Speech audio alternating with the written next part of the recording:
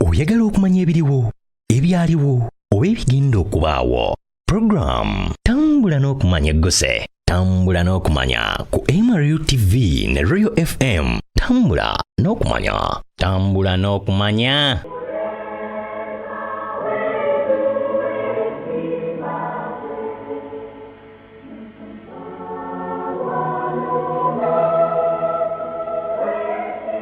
In 1880s, the British South African Company, the BSAC, started to make inroads into the region. In 1898, the name South Rhodesia was adopted. In 1888, Rhodes obtained an occasion for mining rights from King Lobengula of Ndebele people.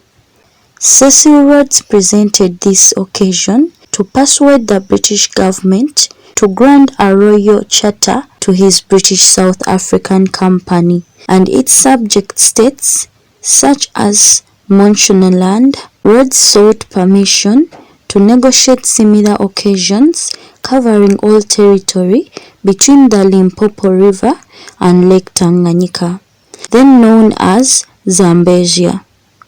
In accordance with the terms of aforementioned occasions and treaties, Cecil Rhodes promoted the immigration of white settlers into the region, as well as the establishment of mines, primarily to extract the diamond ores present.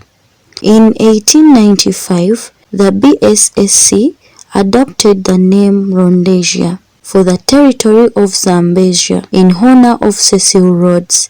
In 1898, Southern Rhodesia became the official designation for the region south of Zambezi, which later became Zimbabwe.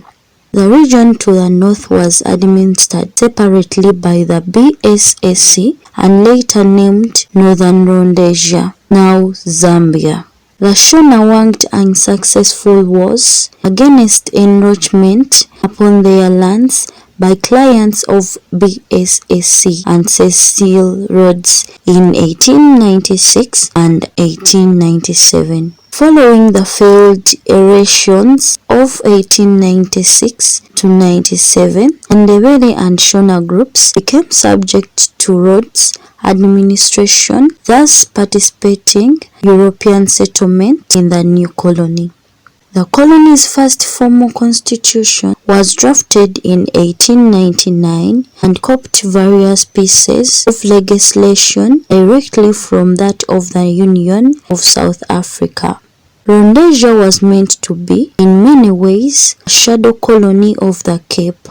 Many within the framework of the BSAC assumed that Southern Rhodesia, when its development was stably advanced, would take its rightful place as a member of the Union of South Africa after the Second Boer War, 1898 to 1802, when the four South African colonies joined under the auspices of one flag and began to work towards the creation of a unified administration structure. The territory was made open to white settlement, and these settlers were then in turn given considerable administrative powers, including a franchise that, while on the surface non-racial, ensured European electorate, which operated to prosecute Great Britain from modifying her policy in Southern Rhodesia and subsequently treating it as a territory inhabited mainly by Africans whose interests should be paramount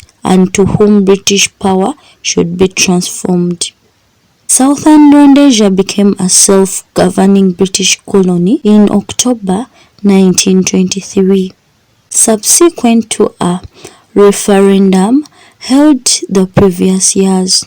The British government took full command of the British South African companies holding including both Northern and Southern Rhodesia. Northern Rhodesia retained its status as a colonial protectorate. Southern Rhodesia was given responsible self-government with limitations and still annexed to the crown as a colony. Many studies of the country see it as a state that operated independently within the Commonwealth, nominally under the rule of the crown, but technically able to do as it pleased. And in theory, Southern Rhodesia was able to govern itself, draft its own legislation, and elect its own parliamentary leaders. But in reality, this was self-government subject to supervision until the white minority settler government's declaration of unilateral independence in 1965.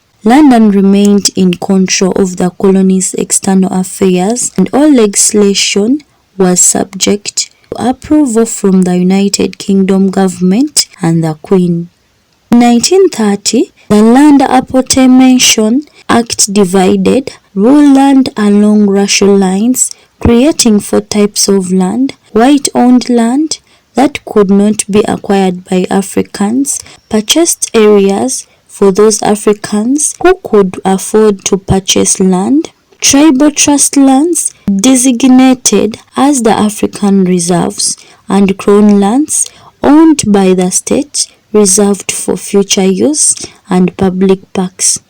51% of the land was given to approximately 50,000 white inhabitants, with 29.8% left for over 1 million Africans.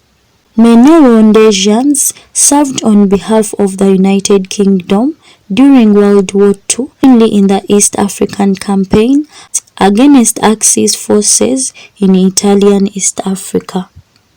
In 1953, the British government consolidated the 2 colonies of Rhodesia with Nyasaland in the ill-fated Federation of Rhodesia and Nyasaland, which was dominated by Southern Rhodesia. This move was heavily opposed by residents of Nyasaland.